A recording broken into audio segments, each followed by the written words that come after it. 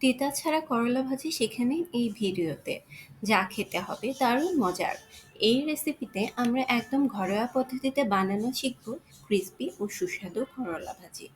প্রথমে কড়াইতে সাদা তেল দিন। তেল গরম হলে কেটে রাখা করলা ও আলু দিতে হবে।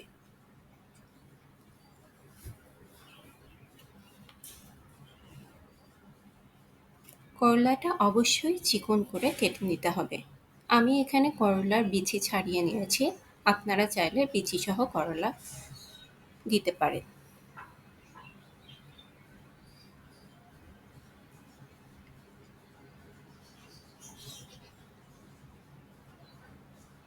এই পর্যায়ে আমি এখানে আলু অ্যাড করছি।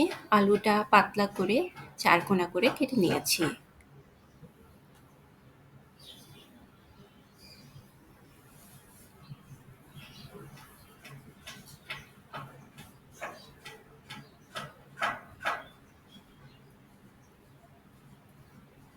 আলু ও করলা দেওয়া হয়ে গেলে একটু ভালোভাবে মিশিয়ে নিতে হবে।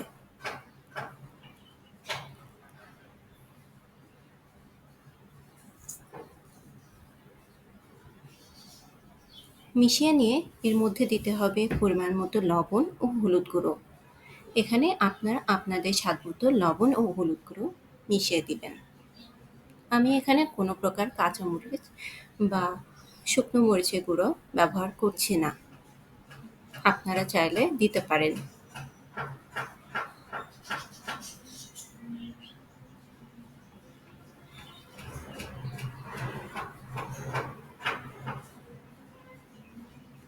ভালোভাবে মিশিয়ে দিতে হবে।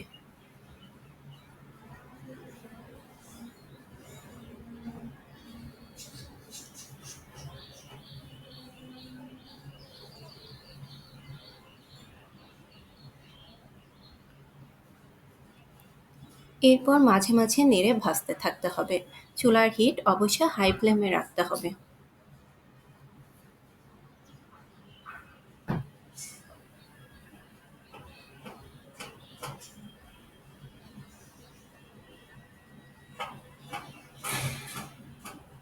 এই পর্যায়ে দেখা যাচ্ছে ভাজির কালার অনেকটা হালকা বাদামি বা লালচে হয়ে এসেছে। এ পর্যায়ে আমি এখানে অ্যাড করব ১ কাপ পেঁয়াজ কুচি।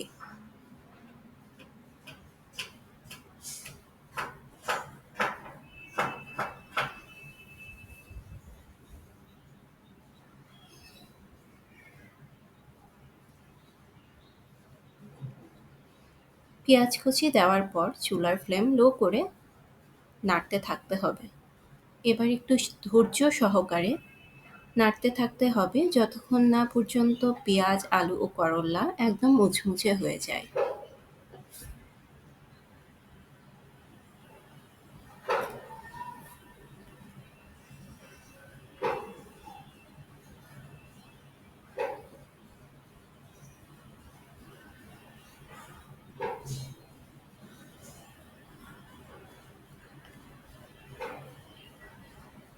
পেঁয়াজ দেওয়ার পরে এই পর্যায়ে বেশ কয়েকবার নেড়ে দিতে হবে।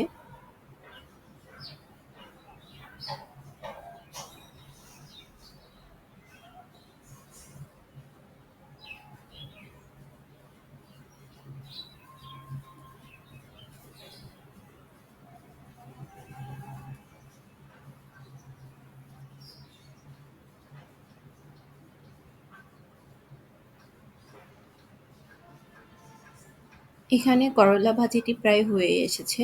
আর কিছুক্ষণ নাড়লেই আমাদের তৈরি হয়ে যাবে মুচমুচে করলা ভাজি।